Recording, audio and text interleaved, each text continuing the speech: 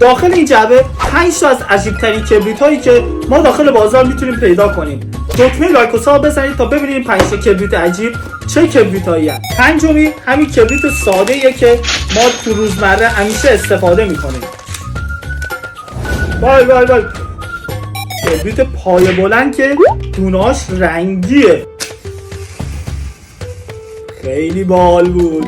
سومین کبریت عجیب این کبریتیه که تا 1 ساعت برای ما میسوزه، مخصوص آتیش روشن کردن احساس میکنم. اوه خیلی باحاله. دومین کبریت عجیب دیجیکالا این کبریت فلزیه. آیا تا باید کبریت فلزی دیده بودی؟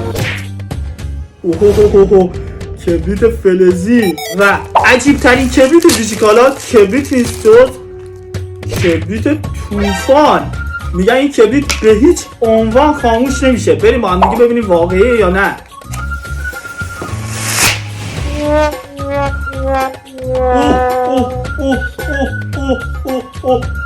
نزدیک بود خونه آتیش بگیره.